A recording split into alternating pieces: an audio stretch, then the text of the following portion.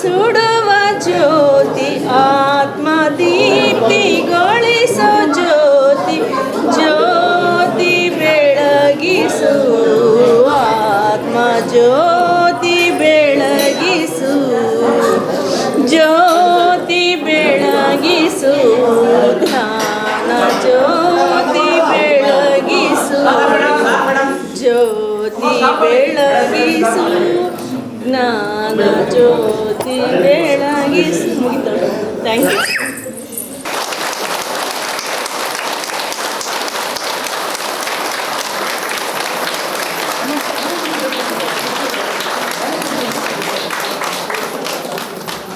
ಎಲ್ಲರೂ ವೇದಿಕೆಗೆ ಅವ್ರನ್ನ ಬರಲಿಕ್ಕೆ ಸ್ಥಳಾವಕಾಶ ಮಾಡಿಕೊಡಿ. ಯಾರೂ ಅವ್ರಿಗೂ ತೊಂದರೆ ಕೊಡಬೇಡಿ. ಎಲ್ಲರೂ ನಿಮ್ಮ ಹತ್ರ ಬರ್ತಾರೆ. ಓಕೆ, ಈಗ ಈ ಸಮಯ ಬಂದಿದೆ. ಈಗ ಅಮ್ಮ ಶಕ್ತಿ ಪಿರಮಿಡ್ ಧ್ಯಾನ ಕೇಂದ್ರದ ಈ ಒಂದು ಉದ್ಘಾಟನಾ ಸಮಾರಂಭದ ಮೊದಲನೇ ವಾರ್ಷಿಕೋತ್ಸವದ ಸಮಾರಂಭಕ್ಕೆ ಬಂದಿರತಕ್ಕಂಥ ನ್ಯೂಟನ್ ಮೇಡಮ್, ಲಕ್ಷ್ಮೀ ಮೇಡಮ್ ಅವರಿಗೆ ಸ್ವಾಗತ ಕೋರೋಣ. ಎಲ್ಲರೂ ನಿಶ್ಶಬ್ದವಾಗಿ ನಮ್ಮ ಒಂದು ಈ ಧ್ಯಾನದ ಇದ್ರ ಪ್ರಕಾರವಾಗಿ ಎಲ್ಲ ಕುತ್ಕೊಳ್ಳಿ. ನಿಶ್ಶಬ್ದ ವಹಿಸಬೇಕು ನಾವು. ದಯವಿಟ್ಟು ಎಲ್ಲರೂ ಅವ್ರವ್ರ ಚೇರಲ್ಲಿ ಕುತ್ಕೊಳ್ಳಿ. ದಯವಿಟ್ಟು ಎಲ್ಲ ಕುತ್ಕೊಳ್ಳಿ. ನಾವು ಶಾಂತ ಸ್ವರೂಪದಿಂದ ಈ ಒಂದು ಸಾರವರ ನ್ಯೂಟನ್ ಸಾರವರ ಈ ಒಂದು ಇದನ್ನು ಕೇಳಬೇಕು. ದಯವಿಟ್ಟು ಪ್ಲೀಸ್ ದಯವಿಟ್ಟು ಎಲ್ಲರೂ ತಮ್ಮ ತಮ್ಮ ಆಸನದಲ್ಲಿ ಕುತ್ಕೊಳ್ಳಿ. ನಮ್ಮ ಈ ಕಾರ್ಯಕ್ರಮಕ್ಕೆ ಬಂದಿರತಕ್ಕಂಥ ಗಣ್ಯಾತಿ ಗಣ್ಯ ಎಲ್ಲ ಪಿರಮಿಡ್ ಮಾಸ್ಟರ್ಸ್ಗಳಿಗೂ ಈ ವೇದಿಕೆ ಮೂಲಕ ಎಲ್ಲರಿಗೂ ಸ್ವಾಗತ ಕೋರ್ತಾ ಇದ್ದೀನಿ. ಎಲ್ಲರೂ ಒಂದ್ಸರಿ ಸ್ವಾಗತ ಕೋರ್ತಾ, ಎಲ್ಲರೂ ಒಂದ್ಸರಿ ಜೋರಾಗಿ ಚಪ್ಪಾಳೆ ಮೂಲಕ ನಮ್ಮನ್ನು ನಾವು ಸ್ವಾಗತಿಸೋಣ. ಹಾಗೆ ಈ ಒಂದು ವೇದಿಕೆಗೆ ಬಂದಿರತಕ್ಕಂಥ ನ್ಯೂಟನ್ ಸರ್, ಲಕ್ಷ್ಮೀ ಮ್ಯಾಮ್ ಅವರಿಗೆ ಆಸೀನರಲ್ಲಿ ಕುತ್ಕೋಬೇಕಂತ ಕೇಳ್ಕೊಳ್ತಾ ಇದ್ದೀನಿ. ದಯವಿಟ್ಟು ಎಲ್ಲರೂ ಕುತ್ಕೋಬೇಕು ಮಾಸ್ಟರ್ಸ್, ಪ್ಲೀಸ್. ಯಾರು ಅಡ್ಡದಿಡ್ಡ ಓಡಾಡಬೇಡಿ. ದಯವಿಟ್ಟು ಎಲ್ಲರೂ ಕೂತ್ಕೊಳ್ಳಿ, ನಿಶ್ಶಬ್ದವಾಗಿರಿ. ಅದ್ಭುತವಾದ ಅವರ ಒಂದು ಕ್ಲಾಸ್ ಕೇಳೋಣ. ಈಗ ಡಾಕ್ಟರ್ ನ್ಯೂಟನ್ ಸರ್ ಮತ್ತು ಡಾಕ್ಟರ್ ಲಕ್ಷ್ಮೀ ಮೇಡಮ್ ಅವರ ಸಿರಿಕಂಠದಿಂದ ನಾವು ಇವತ್ತು ಅದ್ಭುತವಾದ ಸಂದೇಶವನ್ನು ಕೇಳೋಣ. ಪತ್ರಿ ಸರ್ ಬಗ್ಗೆ ಬಹಳ ಆಪ್ತವಾದಂಥ ಒಂದು ಪತ್ರಿ ಸರ್ ಅವರ ಒಂದು ಶಿಷ್ಯಂದ್ರಿವರು. ಪ್ರಪ್ರಥಮವಾಗಿ ಡಾಕ್ಟರ್ ನ್ಯೂಟನ್ ಸರ್ ಮತ್ತು ಲಕ್ಷ್ಮೀ ಮೇಡಮ್ ಅವರಿಗೆ ಒಂದು ಸರಿ ಜೋರಾಗಿ ಚಪ್ಪಾಳೆ ಮೂಲಕ ಅವರಿಗೆ ఓకే మాస్టర్, థ్యాంక్ యూ. యారు గలాటే మాట్లాడి నిశ్శబ్దವಾಗಿರಿ దయమాడి. అందరికీ నమస్తే అండి. అమ్మ శక్తి పిరమిడ్ ఈ కార్యక్రమానికి వచ్చిన మీ అందరికీ హృదయపూర్వకంగా స్వాగతం కోరుతూ ఇప్పుడు జ్యోతిని వెలిగిస్తూ ఈ కార్యక్రమాన్ని మనమందరూ మొదలు పెడదాం. గురు బ్రహ్మ, గురు విష్ణు, గురుదేవో మహేశ్వర, గురు సాక్షాత్ పరబ్రహ్మ, తస్మై శ్రీ గురువే నమ. ఒక గురువుకి జీవితాన్నే మార్చే శక్తి ఉంటుంది. ఆ గురువే బ్రహ్మ, విష్ణు, మహేశ్వరుడిగా మన జీవితాలనే మార్చేస్తారు. అలాంటి గురు మన గురు బ్రహ్మర్షి పితామహ పత్రిజీ గారు. మనము మన మామూలు మనిషికి ఏముంటుంది చెప్పండి? మా ఇంట్లో వాళ్ళు బాగుండాలి, మా ఇల్లు బాగుండాలి, నేను అది కొనుక్కోవాలి అని అక్కడక్కడే ఉంటుంది. కానీ మన గురు బ్రహ్మర్షి పితామహ పత్రిజీ గారు విశ్వాన్నే తన కుటుంబంగా భావించి అందరూ బాగుండాలని అద్భుతమైన సంకల్పంతో మనందరి జీవితాన్నే మార్చేశారు. శాకాహార జగత్, ధ్యాన జగత్, మరి పిరమిడ్ జగత్ అని సంకల్పం చేసి మనలాంటి కోట్ల మంది జీవితాలనే మార్చిన మహానుభావుడు మన గురు పత్రిజీ గారు. మన పత్రిజీ గారికి హృదయపూర్వకంగా మనం ఎంతో కృతజ్ఞతలు చెప్తూ గట్టిగా చప్పట్లు కొడుతూ మన కృతజ్ఞతల్ని తెలుపుదాం. ಸರ್, ಹಲೋ ಮೇಡಮ್, ఉరవకొండದಿಂದ ಬಂದಿರತಕ್ಕಂಥ ఉరవకొండ నుంచి వచ్చిందంటే నీల మేడం వాళ్ళకి ఈ అమ్మా శక్తి పిరమిడ్గా మీకు పిలుపు వచ్చింది. పైన రావాలా, వేదిక మీదకి రావాలా. అలాగే మన బళ్ళారి మోస్ట్ సీనియర్ ಮಾಸ್ಟರ್ ನೀಲ ಮೇಡಮ್ ಹಾಗೆ ನಮ್ಮ ಹೈದರಾಬಾದ್ ಟ್ರಸ್ಟಿ ಲಕ್ಷ್ಮೀ ಮೇಡಮ್ ಅವರು ಸಹ ವೇದಿಕೆ ಮೇಲೆಗೆ ಬರಬೇಕಂತ ಕೇಳ್ಕೊಳ್ತಾ ಇದ್ದೀವಿ. ಅದೇ ರೀತಿ ನಮ್ಮ most old seed pyramid master ನಮ್ಮ ಮಲ್ಲಿಕಾರ್ಜುನ್ ಸರ್ ಅವರು ಸಹ, ಬಳ್ಳಾರಿ ಮಲ್ಲಿಕಾರ್ಜುನ್ ಸರ್ ಅವರು ಸಹ ವೇದಿಕೆಗೆ ಬರಬೇಕಂತೇಳಿ ಕೇಳ್ಕೊಳ್ತಾ ಇದ್ದೀವಿ. ಮಲ್ಲಿಕಾರ್ಜುನ್ ಸರ್, ಉರವಕೊಂಡ ನೀಲಮ್ಮ ಮೇಡಮ್ ಹಾಗೂ ನಮ್ಮ ತುಮಕೂರು ಗ್ರಾಮಾಂತರ ಗುಬ್ಬಿ ಕ್ಷೇತ್ರದ ಶ್ರೀನಿವಾಸ್ ಭಾರತಿ ಮೇಡಮ್ ಅವರು ಸಹ ವೇದಿಕೆಗೆ ಬರಬೇಕಂತೇಳಿ ಈ ಎಲ್ಲರ ನಮ್ಮ ಪರವಾಗಿ ಕೇಳ್ಕೊಳ್ತಾ ಇದ್ದೀವಿ. ದಯವಿಟ್ಟು ವೇದಿಕೆಗೆ ಬರಬೇಕಂತ ಕೇಳ್ಕೊಳ್ತಾ ಇದ್ದೀವಿ ಮೇಡಮ್, ದಯವಿಟ್ಟು ಬನ್ನಿ. ಈಗ ಜ್ಯೋತಿ ಪ್ರಜ್ವಾಲ ಮೂಲಕ ಈಗ ಕಾರ್ಯಕ್ರಮ ಚಾಲೂ ಆಗುತ್ತದೆ.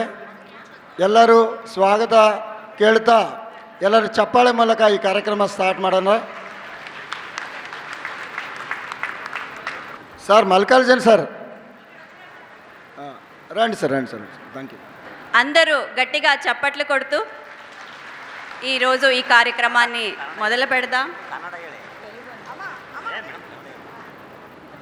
ಈಗ ಜ್ಯೋತಿ ಪ್ರಜ್ವಾಲನೆ ಮಾಡೋದ್ರ ಮೂಲಕ ಈ ಕಾರ್ಯಕ್ರಮವನ್ನು ಶುರು ಮಾಡೋಣ. ವೇದಿಕೆ ಮೇಲಿರೋ ಆಸೀನರಾಗಿರೋ ಎಲ್ಲ ಗಣ್ಯರು ದೀಪವನ್ನು ಪ್ರಜ್ವಲನೆ ಮಾಡ್ತಾ ಈ ಶುಭ ಕಾರ್ಯಕ್ರಮವನ್ನು ದೀಪದಿಂದ ದೀಪವ ಹಚ್ಚಬೇಕು ಮಾನವ, ಪ್ರೀತಿಯಿಂದ ಪ್ರೀತಿ ಹಂಚಿರೋ, ಮನಸ್ಸಿನಿಂದ ಮನಸ್ಸನ್ನು ಬೆಳಗಬೇಕು ಮಾನವ, ಮೇಲು ಕೀಳು ಭೇದ ನಿಲ್ಲಲು. ಭೇದವಿಲ್ಲ ಬೆಂಕಿಗೆ, ದ್ವೇಷವಿಲ್ಲ ಬೆಳಕಿಗೆ, ನೀ ತಿಳಿಯೋ ನೀ ತಿಳಿಯೋ. ಆಸೆ ಹಿಂದೆ ದುಃಖ ಎಂದರು, ರಾತ್ರಿ ಹಿಂದೆ ಹಗಲು ಎಂದರು, ದ್ವೇಷವೆಂದು ಹೊರೆ ಎಂದರು, ಹಬ್ಬವದಕ್ಕೆ ಹೆಗಲು ಎಂದರು. ಎರಡು ಮುಖದ ನಮ್ಮ ಜನುಮದ ವೇಸಾವಳಿ, ತೆಗೆದು ಹಾಲ್ ಬೆಳಕ ಕುಡಿಯುವುದೇ ದೀಪಾವಳಿ. ದೀಪದಿಂದ ದೀಪವ ಹಚ್ಚಬೇಕು ಮಾನವ, ಪ್ರೀತಿಯಿಂದ ಪ್ರೀತಿ ಹಂಚಲು. ಭೇದವಿಲ್ಲ ಬೆಂಕಿಗೆ, ದ್ವೇಷವಿಲ್ಲ ಬೆಳಕಿಗೆ, ನೀ ತಿಳಿಯೋ ನೀ ತಿಳಿಯೋ. ಮಣ್ಣಿನಿಂದ ಹಣತೆಯಾದರೆ, ಬೀಜದಿಂದ ಎಣ್ಣೆ ಆಯಿತು, ಅರಳಿಯಿಂದ ಬತ್ತಿಯಾದರೆ, ಸುಡುವ ಬೆಂಕಿ ಜ್ಯೋತಿಯಾಯಿತು. ನಂದಿಸುವುದು ತುಂಬ ಸುಲಭವೋ ಹೇ ಮಾನವ, ಆನಂದಿಸುವುದು ತುಂಬ ಕಠಿಣವೋ ಹೇ ದಾನವ. Thank you. Okay, thank you madam. Radha ಅವ್ರಿಗೆ ಅವರ ಗಾನ ಗಂಧರ್ವದಿಂದ ಒಳ್ಳೆ ಜ್ಯೋತಿ ಆಡಿದ್ದಾರೆ. ಅವ್ರಿಗೊಂದ್ಸಲ ಜೋರಾಗಿ ಚಪ್ಪಾಳೆ ಮೂಲಕ ಹೆಚ್ಚು ಮಾಡಿದಾರ. సో మన గురుగారి సంకల్పం ప్రకారం పుట్టిన ముద్దు బిడ్డనే మన అమ్మాశక్తి పిరమిడ్. ఈ బిడ్డకి ప్రేమగా పత్రిజీ ఎప్పుడు చెప్పేవాళ్ళు వరల్డ్ హీలింగ్ పిరమిడ్ అని. అంటే ఇక్కడికి వచ్చి ఎవరైతే ధ్యానం చేస్తారో వాళ్ళు అద్భుతంగా మారిపోతారు అని. సో ఈ పాప పుట్టి ఈ రోజుకి ఫస్ట్ ఇయర్ అయిందనమాట, ఫస్ట్ బర్త్డే. అంటే అమ్మాశక్తి పిరమిడ్ ఓపెన్ అయ్యి ఈరోజు ఫస్ట్ యానివర్సరీ. మరి ఈ పండుగని అద్భుతంగా మనమందరూ సెలబ్రేట్ చేసుకుందాం. ధ్యానం, సజ్జన సాంగత్యం, ఆటలు పాటల ద్వారా కంప్లీట్గా మనమందరూ సెలబ్రేట్ చేద్దాం. మరి ఈ అమ్మాశక్తి పిరమిడ్ గురించి గీతా మేడం మాటల ద్వారా మనం ఇంకా తెలుసుకుందాం. ಮೊದಲನೇದಾಗಿ ನಮ್ಮ ಗುರುಗಳು ಬ್ರಹ್ಮರ್ಷಿ ಪಿತಾಮಹ ಸುಭಾಷ್ ಪತ್ರಿಜಿ ಸಾರ್ ಅವರಿಗೆ ಒಂದ್ಸಾರಿ ಜೋರಾಗಿ, ಇನ್ನೂ ಜೋರಾಗಿ ಸಾರ್ಗೆ ಕೇಳಿಸ್ಬೇಕು. ಹಾಗೆಯೇ ಅಮ್ಮ ಸ್ವರ್ಣಮಾಲಾ ಪತ್ರಿ ಮೇಡಮ್ ಅವ್ರಿಗೂ, ಸದಾನಂದ ಯೋಗಿ ಮಹಾರಾಜ ಅವ್ರಿಗೂ, ಅಮ್ಮ ಶಕ್ತಿ ಪಿರಮಿಡ್ ಧ್ಯಾನ ಕೇಂದ್ರಕ್ಕೂ, ಹಾಗೆಯೇ ಅತ್ಯದ್ಭುತವಾದಂತಹ ಸೇವಾ ಚಕ್ರವರ್ತಿ ಬ್ರಹ್ಮರ್ಷಿ ಚಕ್ರವರ್ತಿ ನ್ಯೂಟನ್ ಸಾರ್ ಅವ್ರಿಗೂ ಪಾದಾಭಿವಂದನೆ ಮಾಡ್ತಾ, ಬ್ರಹ್ಮ ವಿದ್ವರಿಷ್ಠ ಲಕ್ಷ್ಮೀ ಮೇಡಮ್ ನ್ಯೂಟನ್ ಅವ್ರಿಗೂ ನಾನು ನಮಸ್ಕರಿಸ್ತಾ, ಹಾಗೆಯೇ ಭಾರತಿ ಮೇಡಮ್ ಅವ್ರಿಗೂ, ಕಡ್ತಾಳ್ ನನಗೆ ಸ್ಫೂರ್ತಿದಾಯಕದವರಂಥ ಲಕ್ಷ್ಮೀ ಮೇಡಮ್ ಅವ್ರಿಗೂ, ಲೀಲಾ ಮೇಡಮ್ ಅವ್ರಿಗೂ, ಬಳ್ಳಾರಿಗೆ ಧ್ಯಾನಕ್ಕೆ ತಂದಿರುವಂತಹ ಮಲ್ಲಿಕಾರ್ಜುನ್ ಸಾರ್ ಅವ್ರಿಗೂ ನಮಸ್ಕರಿಸ್ತಾ, ನಿಮ್ಮೆಲ್ಲರಿಗೂ ಶಿರಸ್ಸು ಬಗ್ಗಿಸಿ ನಮಸ್ಕರಿಸ್ತಾ, ಅಮ್ಮ ಶಕ್ತಿ ಪಿರಮಿಡ್ ಧ್ಯಾನ ಕೇಂದ್ರದ ಪ್ರಥಮ ವಾರ್ಷಿಕೋತ್ಸವ ಪತ್ರಿ ಸಾರ್ ಎಷ್ಟೋ ಆನಂದ ಪಟ್ಟಿರುವಂತಹ ಪಿರಮಿಡ್ 9/11/20 ಸಾರ್ ಬಂದು ಭೂಮಿ ಪೂಜೆ ಮಾಡಿದರು. ಅಮ್ಮ ಶಕ್ತಿಯ ಅಂತೇಳಿ ನಾಮಕರಣ ಮಾಡಿದರು. 29/6/21 ಬಂದು ರಾತ್ರಿ ರಾಮು ಸಾರ್ ಅವ್ರ ಮನೆಗೆ ನನಗೆ ಅಮ್ಮ ಶಕ್ತಿನಲ್ಲಿ ನಮ್ಮ ತಾಯಿ ಹೆಸರು ಸಾವಿತ್ರಮ್ಮ ಹೆಸರು ಮೇಲೆ ನಿತ್ಯ ಅನ್ನದಾನ ಬೇಕು ಅಂತ ಕೇಳಿದರು. ಆ ಹೆಸರನ್ನು ಅವತ್ತು ನಾಮಕರಣ ಮಾಡಿದರು ಅವರು. ಹಾಗೆಯೇ 27/1/22ನಲ್ಲಿ ಅಮ್ಮ ಶಕ್ತಿ ವರ್ಲ್ಡ್ ಹೀಲಿಂಗ್ ಪಿರಮಿಡ್ ಧ್ಯಾನ ಕೇಂದ್ರ ಅಂತೇಳಿ ಅನೌನ್ಸ್ ಮಾಡಿದರು. ಹಾಗೆಯೇ 27/1/23ನಲ್ಲಿ ಅಮ್ಮ ಯಾವ ಡೇಟ್ಗಾದರೆ ಸಾರ್ ಬಂದು ಅಲ್ಲಿ ಕಾಲಿಟ್ಟು ಹೋಗಿದ್ದಾರೋ ಆ ದಿನ same day next year Patri sir ಅವರು 27ನಲ್ಲಿ ಬಂದು ಕಾಲಿಟ್ಟು ಹೋಗಿದ್ದ ದಿನವೇ ಅಮ್ಮ ಬಂದು ಅದು ಓಪನಿಂಗ್ ಮಾಡಿದರು. ಅಲ್ಲಿ ಆ ಒಂದು ಶಕ್ತಿ ಕ್ಷೇತ್ರನ ಎಷ್ಟೋ ಜನ ಇಷ್ಟಪಟ್ಟಿದ್ರು. ಅಲ್ಲಿ ಪತ್ರಿ ಸಾರ್ಗೆ ಇಷ್ಟವಾದಂತು ಈ 1 ಇಯರ್ನಲ್ಲಿ, ಈ ವರ್ಷನಲ್ಲಿ ಅಲ್ಲಿ ಸದಾನಂದಗಿರಿ ಮಹಾರಾಜ್ ಅವರು ಅಂದರೆ 108 ವರ್ಷದವರು, ಹಾಗೆಯೇ ಭಿಕ್ಷುಮಯ್ಯ ಗುರೂಜಿ ಅವರು, ಹಾಗೆಯೇ ನವರಾತ್ರಿ ಅದ್ಧೂರಿಯಾಗಿ ಮಾಡ್ತಾ ಎಷ್ಟೋ ಗ್ರ್ಯಾಂಡ್ ಮಾಸ್ಟರ್ಸ್ ಎಲ್ಲ ಬಂದು ಅಲ್ಲಿ ಜ್ಞಾನ ಹಂಚಿದ್ದಾರೆ. ಹಾಗೆಯೇ ಅಮ್ಮ ಶಕ್ತಿಗೆ ಪ್ರತಿಯೊಬ್ಬರು ಸಹಾಯ ಸಹಕಾರ ಇದೆ. ಬಳ್ಳಾರಿ, ಕರ್ನಾಟಕ ಎಲ್ಲನೂ, ಹಾಗೆಯೇ ಆಂಧ್ರ, ತಮಿಳುನಾಡು, ಹಾಗೆಯೇ ಫಾರಿನ್ನಂದೇನೂ ಬಂದಿದೆ. ಅವರೆಲ್ಲರಿಗೂ ನಾನು ಶಿರಸ್ಸು ಬಗ್ಸಿ ಪಾದಾಭಿವಂದನೆ ಮಾಡ್ತಾ ಇದ್ದೀನಿ. ಅವರ ಸಹಾಯ ಸಹಕಾರನೇ ಇವತ್ತು ಅಮ್ಮ ಶಕ್ತಿ ಪಿರಮಿಡ್ ಧ್ಯಾನ ಕೇಂದ್ರ ಈ ಥರ ನಿರ್ಮಾಣ ಆಗಿದೆ ಅಂದರೆ ಪ್ರತಿಯೊಬ್ಬ ಧ್ಯಾನದಿಂದನೇ ಅದು ಅತ್ಯದ್ಭುತವಾಗಿ ರೂಪುದಿದ್ದಿದೆ. ಅದಕ್ಕೆ ಕಾರಣ ಧ್ಯಾನಿಗಳು, ಅದಕ್ಕೆ ಕಾರಣ ಪತ್ರಿಜಿ ಒಂದು ಚೈತನ್ಯ ಶಕ್ತಿ ಅದು. ಹಾಗಾಗಿ ಅಲ್ಲಿ ನೀವೆಲ್ಲರ ಒಂದು ಆಶೀರ್ವಾದ, ನಿಮ್ಮೆಲ್ಲರ ಒಂದು ಆತ್ಮೀಯತೆ ಅಲ್ಲಿ ಇದೆ. ಮುಖ್ಯವಾಗಿ ಆ ಸ್ಥಳನ ದಾನ ಮಾಡಿ ವೆಂಕಟೇಶ್ವರ ಸಾರ್ ಅವರು, ವೆಂಕಟರಮಣಪ್ಪ ಸಾರ್ ಅವರು, ಈಶ್ವರಮ್ಮ ಅವರು, ನಿಜವಾಗ್ಲೂ ಅವ್ರ ಕುಟುಂಬಕ್ಕೆ ನಾನು ಶಿರಸ್ಸು ಬಗ್ಸಿ ಆ ಕುಟುಂಬಕ್ಕೆಲ್ಲ ಪಾದಾಭಿವಂದನೆ ಮಾಡ್ತೀನಿ. ನಾನು ಆ ಒಂದು ಸಾಮಾನ್ಯ ರೈತರು ಆ ಸ್ಥಳನ ಕೊಡಬೇಕಂದ್ರೆ ನಿಜವಾಗ್ಲೂ ಅವ್ರ ಇಡೀ ಫ್ಯಾಮ್ಲಿನೇ ಸ್ಪಿರಿಚುವಲ್ ಫ್ಯಾಮ್ಲಿ ಆಗಿರ್ಬೋದು. ಹಾಗಾಗಿ ಆ ಒಂದು ಸ್ಥಳ ಕೊಟ್ಟು ಆ ಒಂದು ಸ್ಥಳಕ್ಕೆ ಒಂದು ಏನಂತಾರೆ ಹಿಸ್ಟರಿಕಲ್ ಹೆಸರು ಅಂತಾರೆ ನೋಡ್ರಿ, ಆ ಥರ ಬಂದಿದೆ ಅದು.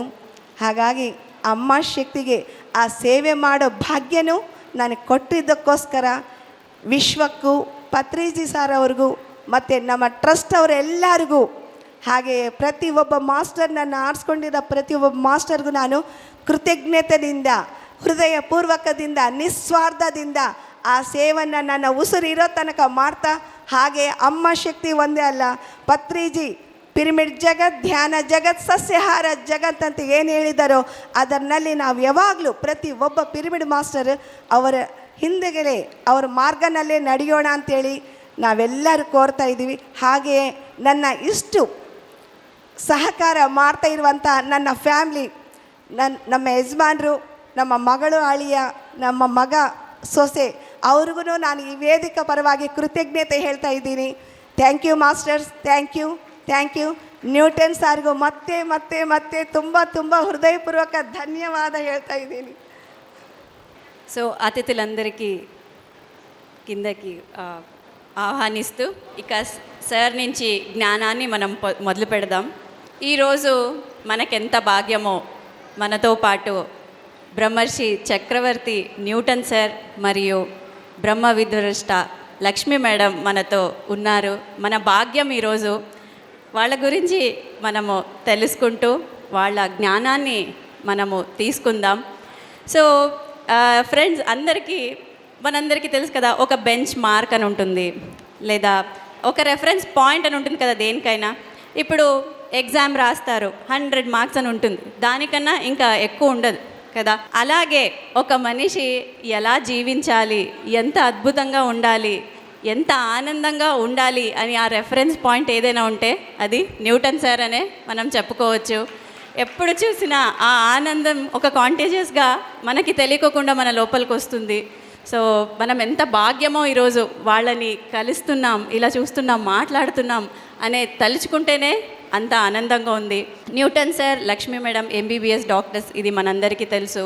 30 years నుంచి స్పిరిచువల్గా, సెల్ఫ్లెస్గా 130 కంట్రీస్కి తిరిగి అక్కడ జ్ఞానాన్ని, ధ్యానాన్ని పంచుతున్నారు.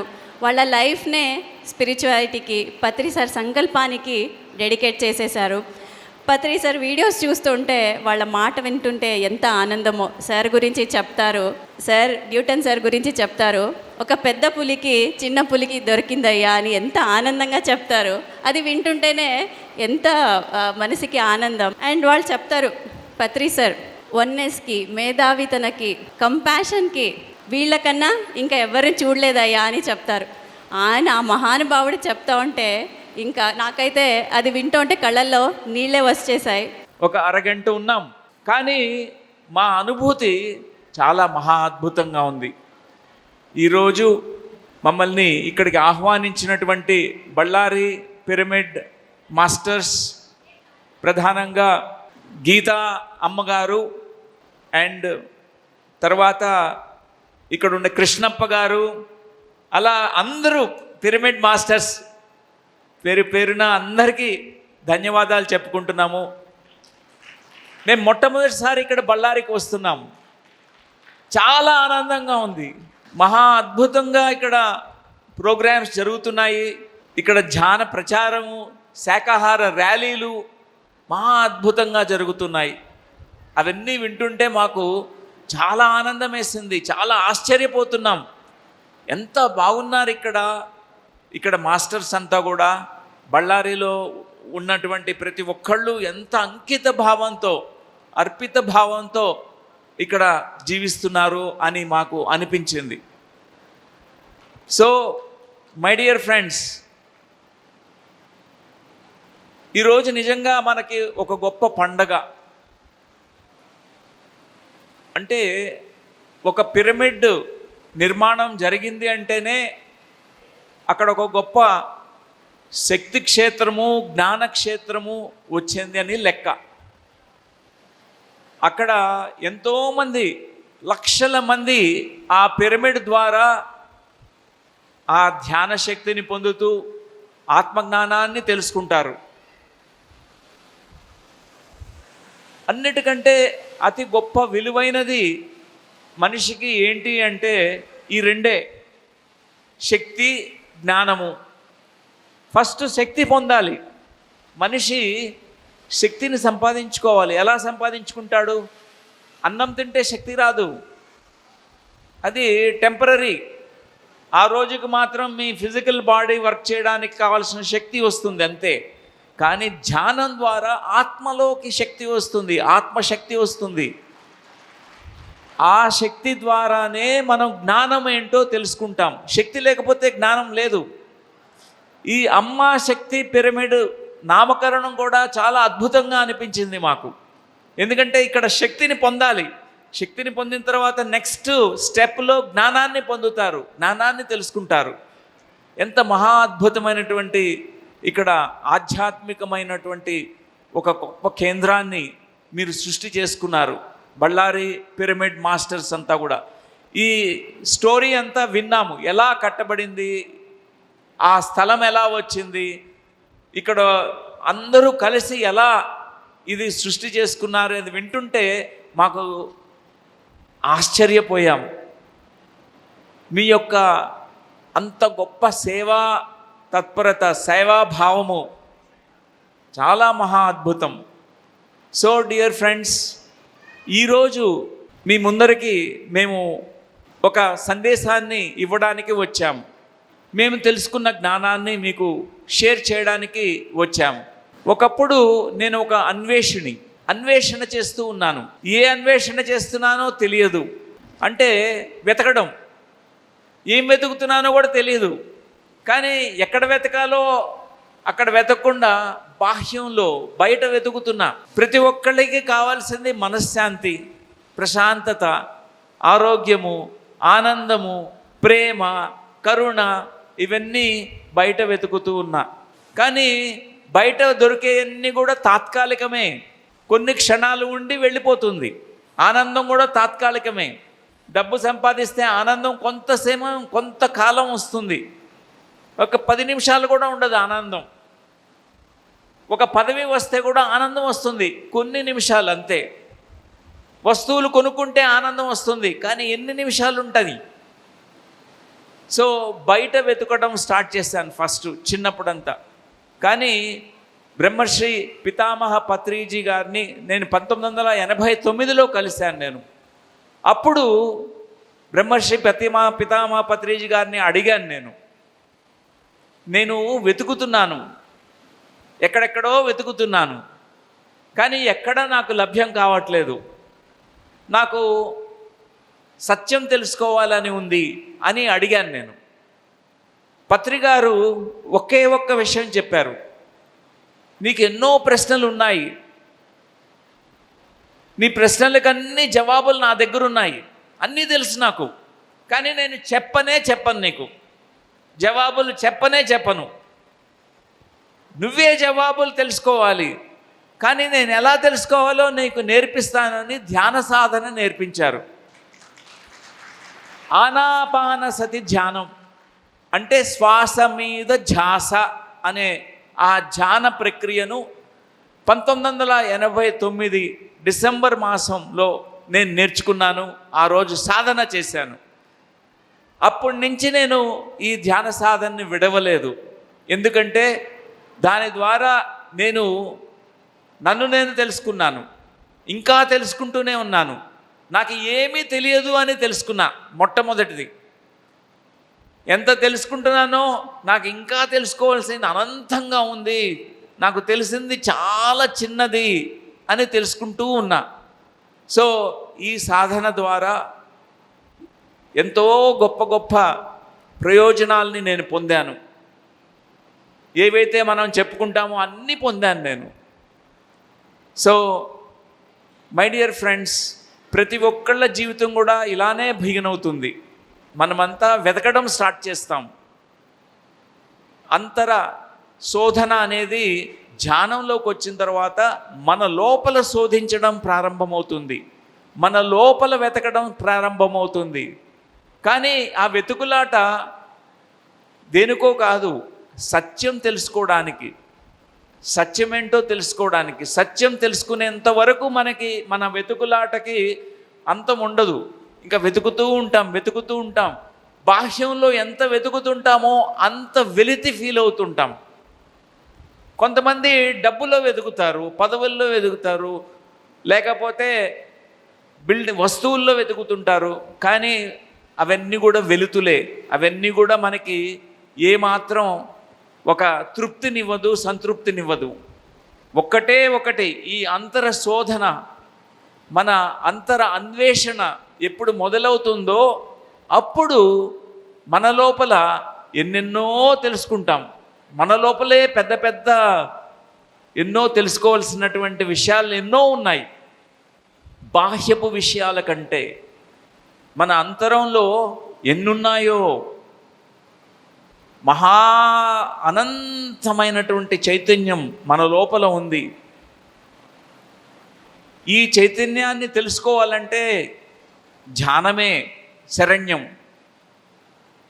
ధ్యానం తప్పితే వేరేది లేదు. ఈ అంతర అన్వేషణ ఎప్పుడు మొదలవుతుందో అప్పుడే మన నిజమైన జీవితం ప్రారంభమవుతుంది. అంతవరకు మన జీవితమే కాదు. సో ఈ అంతర శోధన, అంతర అన్వేషణ ద్వారా మనం ఇంకొక స్థితికి వెళతాం. ప్రతి ఒక్కళ్ళు కూడా అంతర్మథన స్థితి. అంతర్మథనం అంటే మన లోపల ఒక మథనం జరుగుతుంటుంది. ఎట్లా అయితే దేవతలు రాక్షసులు సముద్ర మథనం చేశారో అలానే మన లోపల కూడా ఒక మథనం జరుగుతుంది. ఏ మథనం అంటే, ఓ ఉద్యోగం చేయాలా లేదా, నేను ఈ ప్రాపంచిక అన్నీ ఉండాలా లేదా, ఇక్కడ ఉండాలా, ఎక్కడ ఉండాలి, నేను ధ్యానం చేసుకోవాలనిపిస్తుంది, ఉద్యోగం మానేయాలనిపిస్తుంది, ఏమీ చేయబుద్ధి కాదు, చక్కగా కూర్చొని ధ్యానం చేసుకోవాలనిపిస్తుంది, ఏం చేయాలి? ఎన్నో సందర్భాలు వస్తాయి, ద్వంద్వాలు వస్తాయి. అంటే ద్వంద్వం అంటే పాజిటివ్ నెగటివ్, శుభము అశుభము, వాటిల్లో ఇరుక్కుని నలిగిపోతూ ఉంటాం. మన లోపలే ఎన్నో ఒక మథనం జరుగుతుంటుంది. మన లోపల ఎన్నో మథనాలు జరుగుతాయి. ఒక అతిపెద్ద మథనం ధ్యాన సాధనలో జరుగుతుంది. కానీ ఒక ధ్యాన సాధకుడు ఆ మథనం ద్వారా మొదట హలాహలాన్ని తనలో చవి చూస్తాడు. తనలో హలాహలం పుడుతుందంట, మొదట విషం వస్తుందంట. కానీ ధ్యాన సాధకుడు ఆ విషాన్ని కూడా తనలో కక్కకుండా మింగకుండా తన కంఠంలో ఒక శివుడు, పరమశివుడు ఎలా కంఠంలో ఉంచుకుంటూ నీలకంఠుడయ్యాడో అలా ఒక ధ్యాన సాధకుడు కూడా తన విశుద్ధ చక్రంలో శుద్ధి చేస్తాడు. విశుద్ధంలో ఈ యొక్క ద్వంద్వాలకు సంబంధించినవి, ఈ మదనంకు సంబంధించినవన్నీ కూడా శుద్ధి కాబడతాయి. ఆ శుద్ధి తర్వాత మనలో ఒక గొప్ప అంతర జాగృతి జరుగుతుంది, అంతర జ్ఞాన జ్యోతి వెలగబడుతుంది. ఈ యొక్క మూడవ నేత్రం తెరుచుకోబడుతుంది. ఇక్కడనే అమృత ధార వస్తుంది. ఇక్కడే మనం ఏమిటో మనము తెలుసుకుంటాం. నేను ఈ శరీరాన్ని కాదు అని మొదట తెలుసుకుంటాం. ఆ తర్వాత నేను ఆత్మను అని తెలుసుకుంటాం. నేను ఎన్నో జన్మల ప్రయాణం చేసి ఈ జన్మకు వచ్చాను అని తెలుసుకుంటాం. ఎన్నెన్నో చక్కని ఆత్మకు సంబంధించిన విషయాలు మనకు తెలుసుకుంటాం. ఇక్కడ జాగృతి జరుగుతుంది, అంతర జాగృతి. మనలో ఉన్నటువంటి జ్ఞానము మేల్కొల్పబడుతుంది. అంతవరకు మన జ్ఞానం విత్తన రూపంలో ఉంటుంది. కానీ ఈ జ్ఞానం మహావృక్షమై ఈ మూడవ కన్ను తెరుచుకున్నప్పుడు మనకి ఎన్నో విషయాలు బోధపడతాయి. సో మై డియర్ ఫ్రెండ్స్, ఈ మూడు అందరం గుర్తుపెట్టుకుందాం. ఒకటి అన్వేషణ, మథనము, జాగృతి. మొదట అన్వేషణ. బాహ్యంలో అన్వేషణ మనం ఆల్రెడీ ఎన్నెన్నో జన్మలుగా అన్వేషణ చేస్తూ వచ్చాం. ప్రాపంచికంగా ప్రపంచంలో బాహ్యంలో అన్నీ వెతుకుతూ వచ్చాం. సత్యం కోసం బయట వెతికాం. మనం మూన్ మీదకి వెళ్తున్నాం, మార్స్ మీదకి వెళ్తున్నాం, సూర్యమండలం తెలుసుకోవాలని చూస్తున్నాం. రాకెట్లు, శాటిలైట్స్ వేసుకుని ఏముందో విశ్వంలో ఉందో తెలుసుకోవాలని ప్రయత్నం చేస్తున్నాం. కానీ ఈ అన్వేషణ మనకి ఏమాత్రం మనకి తృప్తి తీసుకురాదు. మన లోపల చేయాలి ఈ అన్వేషణ. రెండవది మథనం. బాహ్య మథనం చాలా జరుగుతుంటుంది. బాహ్యంలో అంతా ద్వంద్వాలే కదా. అలానే మనలో కూడా ఒక ద్వంద్వం ఉంది. మన లోపల కూడా ఒక గొప్ప యుద్ధం జరుగుతుంది. ఆ యుద్ధంలో ఆ ద్వంద్వంను కూడా మనం గెలవగలగాలి. ద్వంద్వరాహిత్య స్థితి, అద్వైత స్థితి ఈ మథనంలో జరుగుతుంది. అంతర్మథనం ద్వారానే జరుగుతుంది. కాబట్టి ప్రతి ధ్యాన సాధకుడు తనకు వచ్చే అన్ని ఆటుపోట్లను, అన్ని ఛాలెంజెస్ని, సమస్యల్ని ఎదుర్కోవాలి. పారిపోకూడదు. నాకు సమస్య వచ్చింది, ఓ ధ్యానం నాకేం పనికి రావట్లేదు, నా ఆరోగ్యం బాగాలేదు, ధ్యానం పనికి రావట్లేదు, ధ్యానం వదలకూడదు. ధ్యానం ద్వారా మనము ఎప్పుడు శక్తిని కూడా తీసుకుంటూ ఉంటాం. ధ్యానం ద్వారా మన ఎరుక స్థితిని పెంచుకుంటూ ఉంటాం. ఆ ధ్యానమే ఈ సమస్యల్ని మనం ఎదుర్కొనేట్లు చేస్తుంది. మనం పిరికి వాళ్ళుగా పారిపోయామా ఈ సమస్యలకి దూరంగా, ఎప్పటికీ మనం ఇక్కడ ఓడిపోతాం. ధ్యానంలో ఎప్పుడు గెలిపే ఉంటుంది. ఆ ధ్యానమే మనల్ని గెలిపిస్తుంది. కానీ ధ్యానంని వదలకూడదు. సో ఇది మథనం.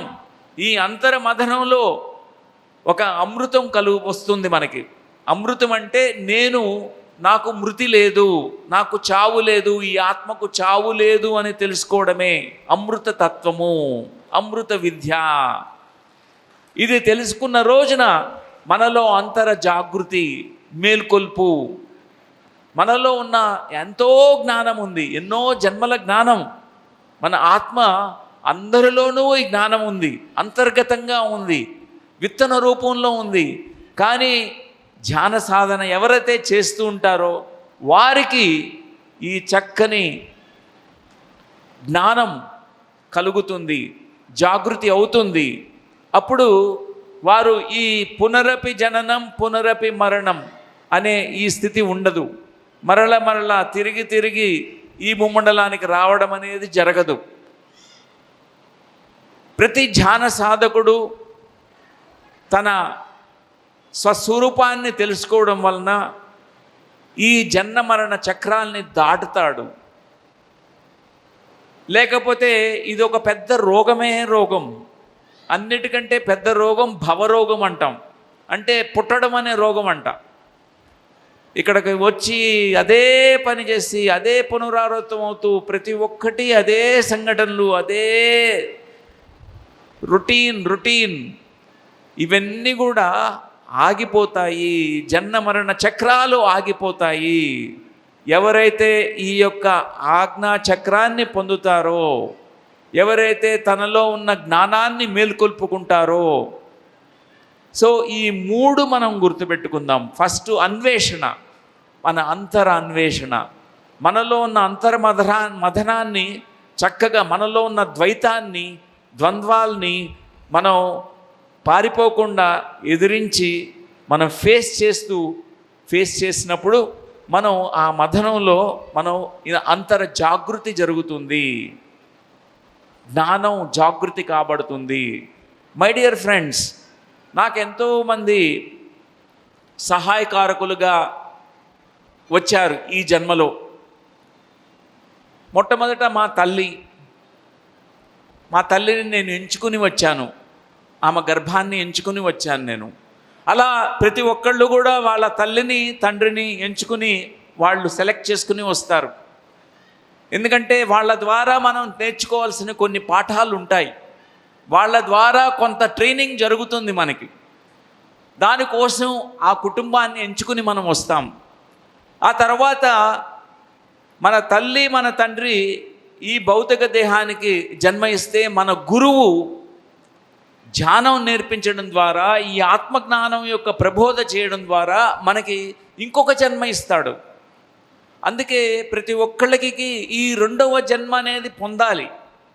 ఈ 2వ జన్మ అంటే చనిపోకముందే ఇంకొక జన్మ ప్రతి ధ్యాన సాధకుడు పొందుతాడు. అది గురువు ద్వారా పొందుతాడు. బ్రహ్మశ్రీ పితామహ పత్రిజీ ఎంతోమందికి, కోటాను కోట్ల మందికి ఆయన ఈ యొక్క శ్వాస మీద ధ్యాన విద్యని అందించారు. శాకాహార ప్రాశస్త్యం గురించి చెప్పారు. పిరమిడ్ యొక్క ప్రాశస్త్యం గురించి, ప్రాముఖ్యత గురించి తెలియపరిచారు. ఆయనకి మనం ఎంత చేసినా, ఏమి చెప్పుకున్నా, ఎన్ని థ్యాంక్స్ చెప్పుకున్నా సరిపోవు. ఒకటి ఏం చేస్తే ఆ రుణం, గురువు యొక్క రుణం తీర్చుకోగలము అంటే, ఆయన ఏదైతే ఒక బృహత్ కార్యాన్ని తీసుకున్నారో దాన్ని మనం కూడా ఆ కార్యాన్ని ముందరికి తీసుకువెళితే అలా గురు రుణం తీర్చుకుంటాం. ఎంతోమందికి ధ్యానం నేర్పించాలి, ఎంతోమందికి శాకాహార ప్రాశస్త్యం చెప్పాలి, ఎన్నో పిరమిడ్లు నిర్మాణానికి ప్రోత్సహించాలి.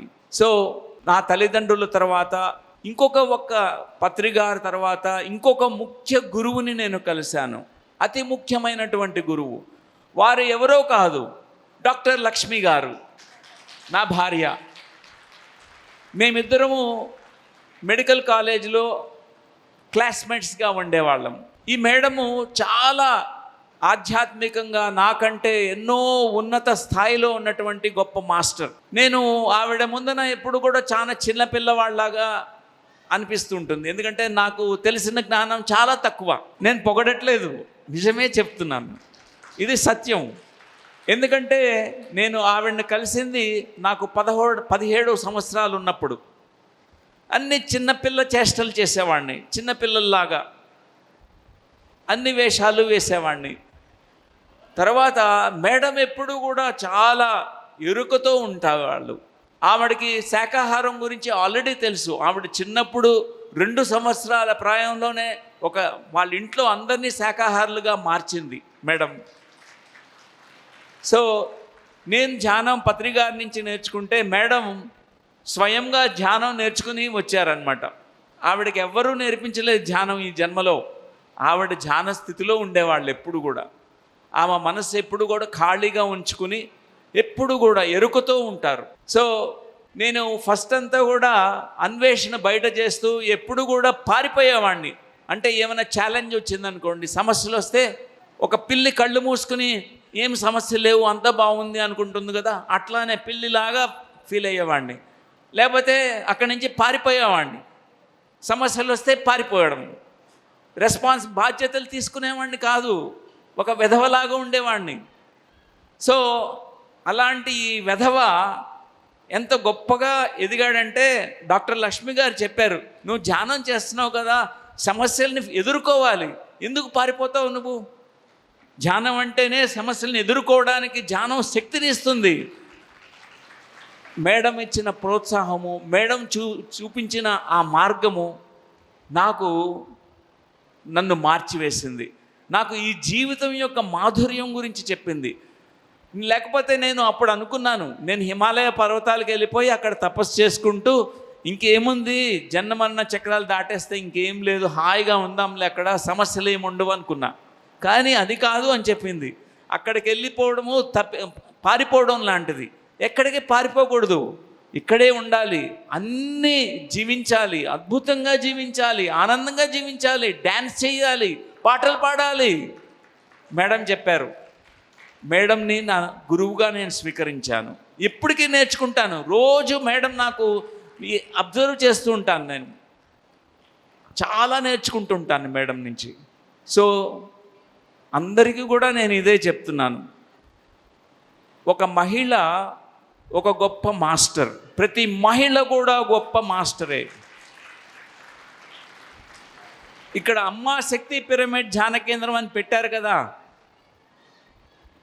అది మనం ఒక ఇన్స్పిరేషన్గా తీసుకోవాలి. మహిళలందరూ కూడా గొప్ప ఇన్స్పిరేషన్. మన భారతదేశం ఒక విశ్వ గురువు. ఈ భారతదేశం మొత్తం ప్రపంచ దేశాలకన్నిటికీ కూడా ఒక దిక్సూచిగా, ఒక కేంద్ర బిందువుగా ప్రపంచానికి జ్ఞానాన్ని అందించబోతుంది. మహిళా జాగృతి, మహిళల్ని మనం అంతా వాళ్ళలో ఉన్న గొప్ప ఆత్మజ్ఞానం కలిగినటువంటి మాస్టర్స్ని మనం దర్శించాలి, వారి నుంచి నేర్చుకోవాలి. ఎంతోమంది ఎంతో నేర్చుకోవాల్సింది ఉంది. సో ఈ సందర్భంగా డాక్టర్ లక్ష్మి గారిని వారి సందేశాన్ని, జ్ఞానాన్ని ఇవ్వవలసిందిగా కోరుకుంటున్నాను. ಎಲ್ಲರಿಗೂ ಆತ್ಮ ನಮಸ್ಕಾರ.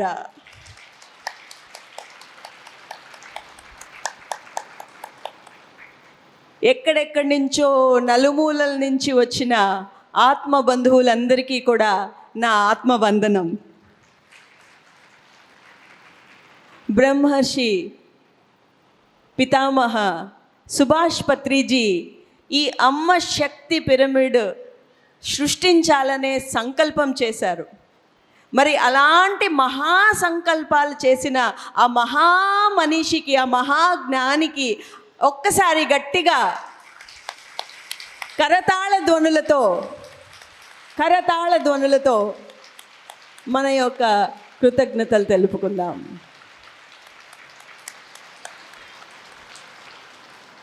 మరి అలాంటి మహాజ్ఞానులు, మహామనుషులు సంకల్పం చేస్తే సరిపోదు. మరి అలాంటి సంకల్పాన్ని ఇక్కడ సృష్టి చేయడానికి తయారైన మీరందరూ, మీ ప్రతి ఒక్కళ్ళకి కూడా ఒక్కసారి గట్టిగా కరతాళ ధ్వనితో మనం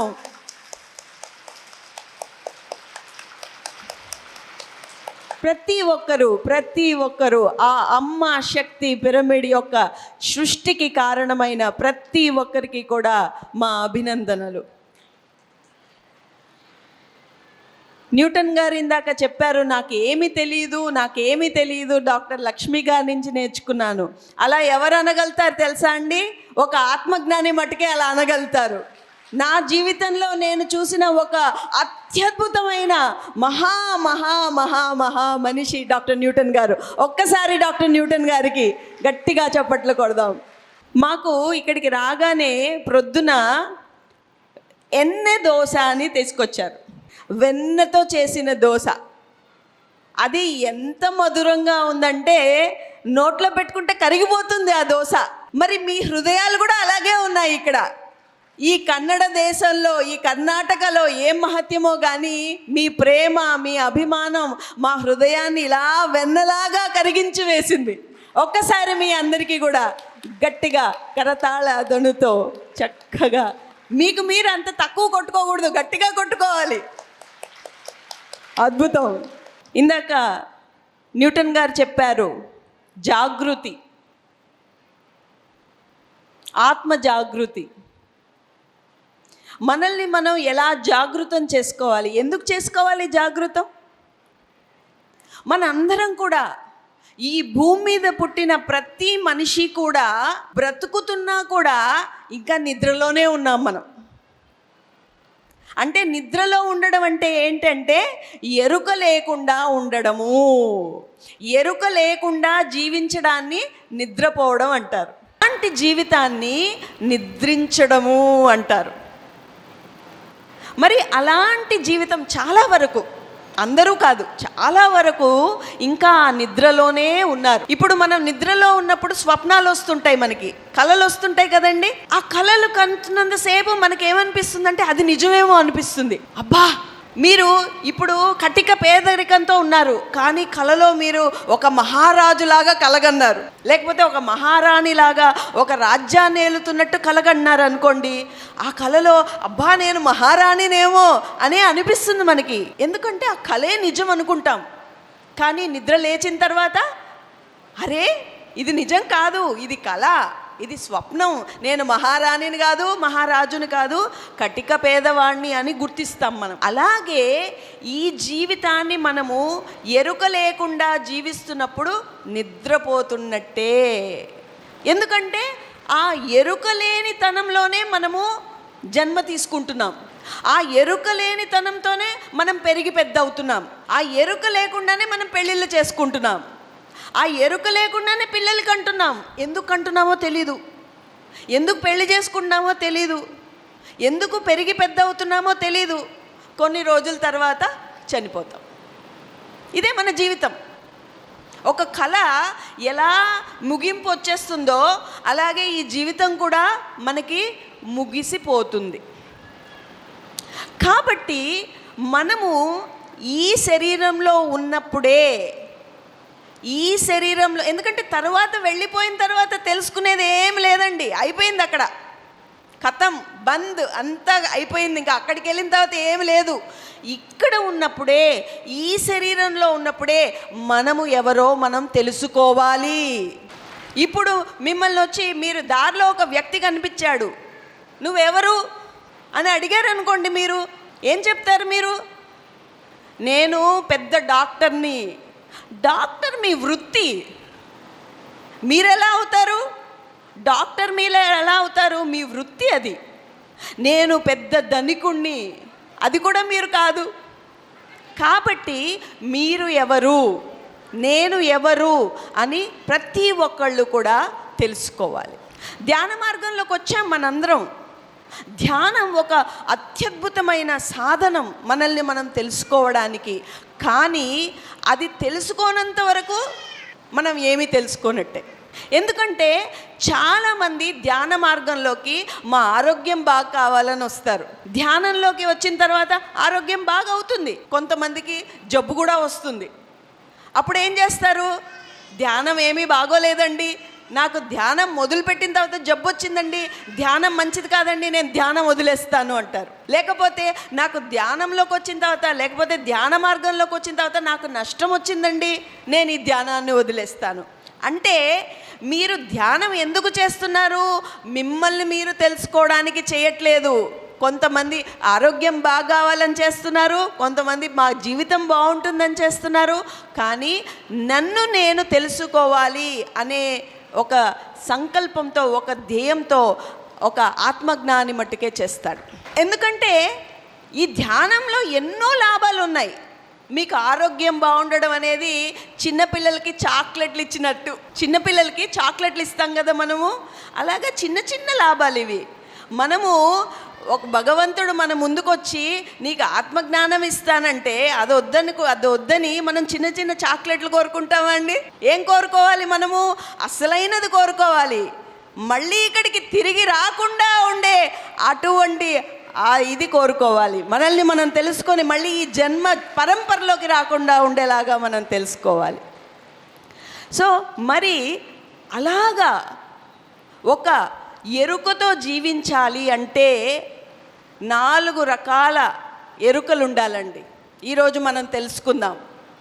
ఎందుకంటే చాలా వరకు మనలో సాధన చేసేవాళ్ళు ఎలా ఉంటారంటే, కొంతమంది ఆత్మే గొప్పది, ఈ శరీరము తుచ్చమైనది, ఈ శరీరంకి నాకు అవసరం లేదు, ఈ శరీరానికి నేను ఆహారం ఇవ్వాల్సిన అవసరం లేదు, ఈ శరీరాన్ని నేను చూసుకోవాల్సిన అవసరం లేదు అని ఈ శరీరాన్ని తుచ్చంగా చూస్తారు, నీచంగా చూస్తారు.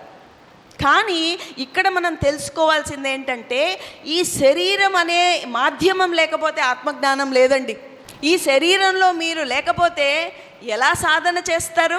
ఈ శరీరంలో మీరు లేకపోతే ఎలా మీరెవరో ఎలా తెలుస్తారు? కాబట్టి ఈ శరీరం అనేది ఒక అత్యద్భుతమైన మాధ్యమం. మీరు మీ గమ్యస్థానం చేరుకోవాలి. మీ యొక్క వాహనం సరిగ్గా లేదనుకోండి, రిపేర్లు వస్తున్నాయి, ఎలా చేరుకుంటారు? మీ గమ్యస్థానం చేరుకోలేరు. కాబట్టి ఈ శరీరం ఒక అత్యద్భుతమైన మాధ్యమం. ఒక్కసారి ఈ శరీరానికి గట్టిగా చప్పట్లు కొడదామండి. ఎందుకంటే మనం ఎరుకలో లేనప్పుడు ఏం చేస్తామంటే, మనము మన శరీరం గురించి మనకి తెలియదు, ఎంత ఆకలేస్తుందో తెలియదు, ఎంత తినాలో తెలియదు.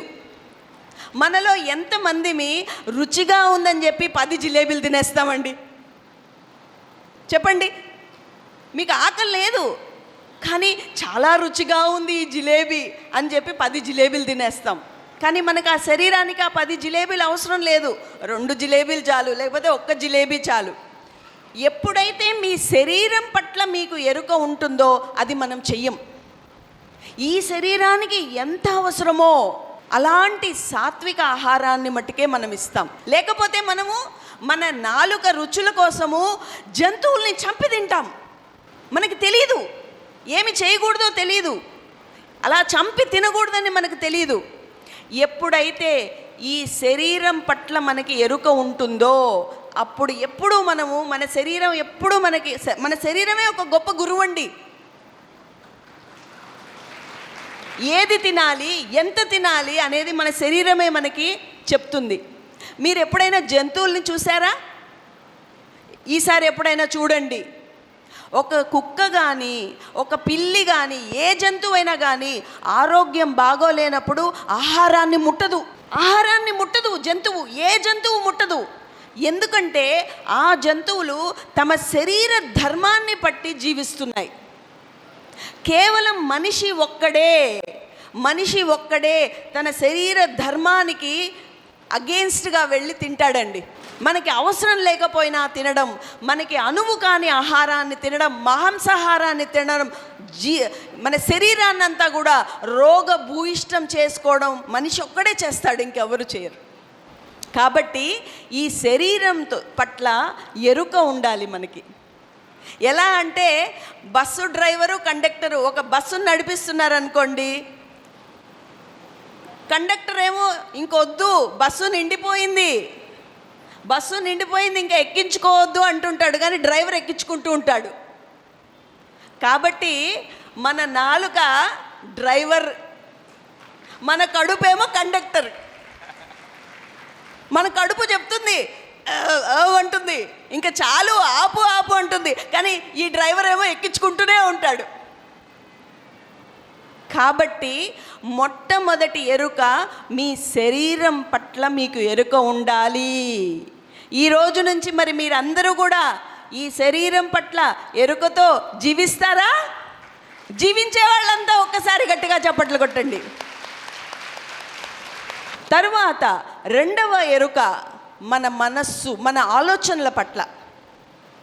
మనలో ఎంతమంది మనకి ఎలాంటి ఆలోచనలు వస్తున్నాయి అనే ఎరుక కలిగి ఉన్నారండి? ఎందుకంటే ఎప్పుడూ మనలో నిరంతర యుద్ధం జరుగుతుంది. మీరు ఒక మంచి ఆలోచన చేశారనుకోండి, వెంటనే ఒక నెగిటివ్ ఆలోచన వచ్చేస్తుంది. నేను రేపు పొద్దున్నుంచి ధ్యానం చెయ్యాలి అనే ఒక ఆలోచన వచ్చిందనుకోండి, వెంటనే నేను చేయగలనా, నాకు సాధ్యమేనా అనే ఒక నకారాత్మకమైన ఆలోచన వచ్చేస్తుంది వెంటనే. కాబట్టి నిరంతరం కురుక్షేత్రం ఎక్కడో, మహాభారత యుద్ధం ఎక్కడో జరగట్లేదండి, మన లోపలే జరుగుతోంది. ప్రతి క్షణం మహాభారత యుద్ధం మనలోనే జరుగుతోంది. మరి ఎంత ఎరుక ఉండాలి మనకి? ఆ ఎరుక ఉంటేనే మనము ఆ కౌరవుల్ని ఓడించగలుగుతాం. పాండవులు సకారాత్మక ఆలోచనలు అయితే కౌరవులు నకారాత్మక ఆలోచనలు. ఆ ఎరుక లేకపోతే ఎప్పుడు ఈ యుద్ధం జరుగుతూనే ఉంటుంది, దీనికి అంతం ఉండదు.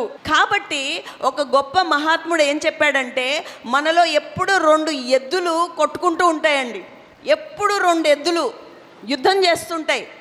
అయితే ఒక చిన్న పిల్లాడు అడిగాడు, ఏ ఎద్దు గెలుస్తుంది? మంచి ఎద్దు, మంచి ఆలోచనలు అనే ఎద్దు గెలుస్తుందా, చెడు ఆలోచనలు అనే ఎద్దు గెలుస్తుందా అంటే, నువ్వు దేనికి బాగా అన్నం పెడతావో అదే గెలుస్తుంది. కాబట్టి అది మన చేతిలో ఉంది. ఏ మొక్కకి మీరు నీరు పోస్తారనేది మీ చేతిలో ఉంది. కాబట్టి దానికి ఎరుక కావాలి. ఎరుకతో జీవించినప్పుడే మీరు అది చెయ్యగలరు. కాబట్టి మీ ఆలోచనల పట్ల ఎరుక.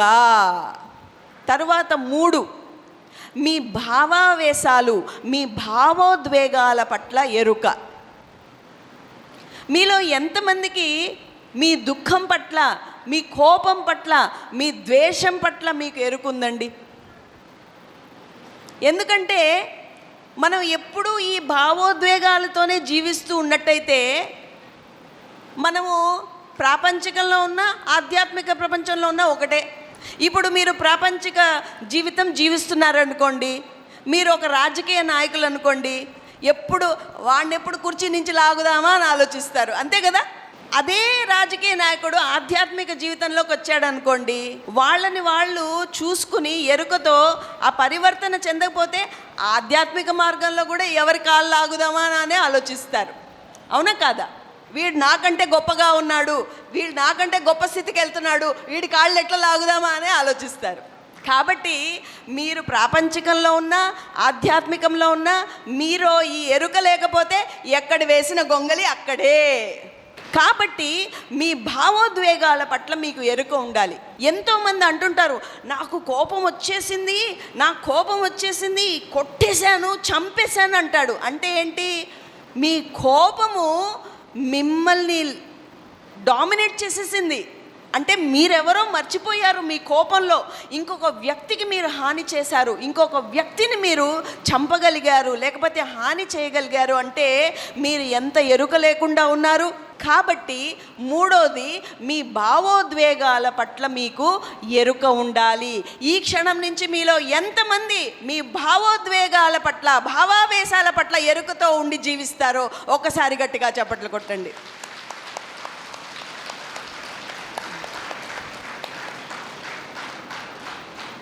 ఒకసారి బుద్ధ భగవానుడి దగ్గరికి ఒక రాజు వెళ్ళాడండి. బుద్ధ భగవానుడు ప్రబోధనలు ఇస్తున్నాడు.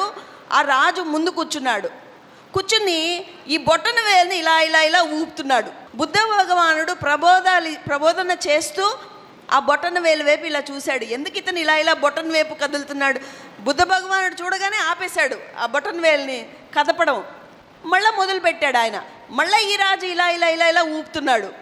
అప్పుడు బుద్ధ భగవానుడు అడిగాడు, రాజా ఎందుకు ఆ బొటన వేలును అలా ఊపుతున్నావు అని అడిగాడు. అడిగితే అతను అన్నాడు, బుద్ధ భగవానుడా, మీరు చూసే వరకు నాకు తెలియట్లేదు నేను నా బొటన వేలును ఊపుతున్నానని. మీరు చూడగానే నేను ఆపుతున్నాను దీన్ని, లేకపోతే నా శరీరం ఇలా ఇలా చేసేస్తుంది అన్నాడు. అంటే బుద్ధ భగవాన్ అన్నాడు, నీ శరీరంలో నీ బొటన వేలు పట్లనే నీకు కంట్రోల్ లేదు, నియంత్రణ లేదు. నీకు తెలియకుండా అది ఊగిపోతుంది. ఇంకా నిన్ను నువ్వేం తెలుసుకుంటావు? ఈ 4వ ఎరుక ఏంటంటే ఎరుక పట్ల ఎరుక.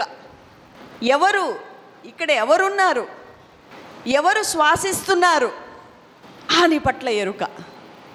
ఎప్పుడైతే మీరు ఈ ఎరుక మీ జీవితంలో ఈ ఎరుకతో జీవించడం మొదలు పెడతారో, మీ శరీరం పట్ల, మీ ఆలోచనల పట్ల, మీ భావోద్వేగాల పట్ల ఈ ఎరుక ఎప్పుడైతే మీరు కలిగి జీవిస్తారో అప్పుడు మీరు ఎవరో మీరు తెలుసుకుంటారు. ఒకసారి ముల్లా నస్రుద్దీన్ అనే ఆయన భార్య రాత్రి నిద్రపోతున్నారండి. కరెంటు పోయింది, చిమ్మ చీకటి. అయితే భార్య అడిగింది, ఏమండి మీ ఎడమ పక్కన క్యాండిల్ ఉంది, కొవ్వొత్తుంది, కొంచెం తీసివ్వండి, వెలిగిస్తాను, అప్పుడు వెలుతురు వస్తుంది. అంటే చీకటిగా ఉంది కదా, ఏది ఎడమో ఏది కుడియో ఎట్లా తెలుస్తుంది నాకు అన్నాడు. అంటే మనం అజ్ఞానంలో జీవిస్తున్నంత వరకు మనకి కుడి ఎడమలు తెలియవు, మంచి చెడులు తెలియవు. కాబట్టి ముందు మనము మన లోపల ఏముందో తెలుసుకోవాలి. ఈ శుద్ధి జరగాలి, మన లోపల శుద్ధి జరగాలి లోపల.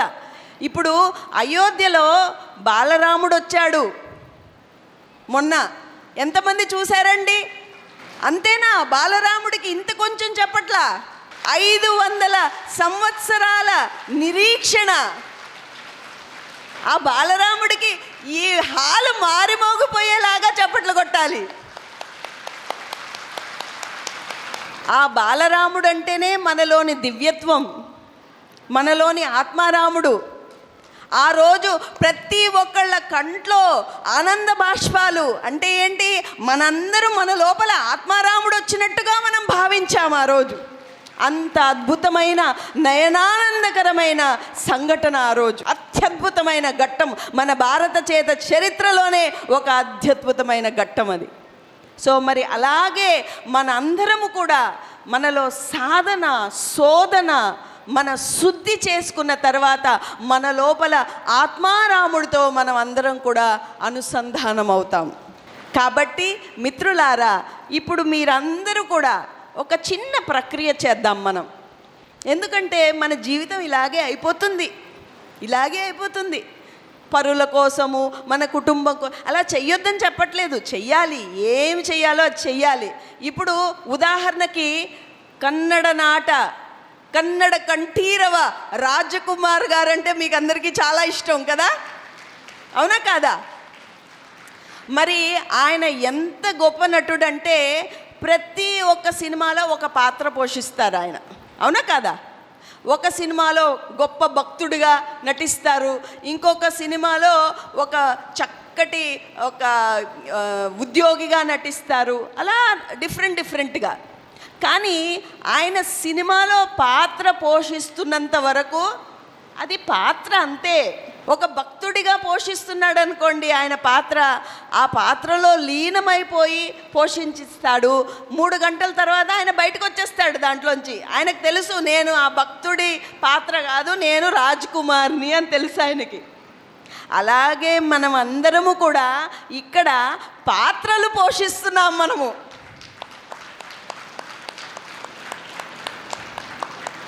ఈ సినిమా నిజం కాదు, ఒక పాత్ర పోషించడానికి మనం వచ్చాము.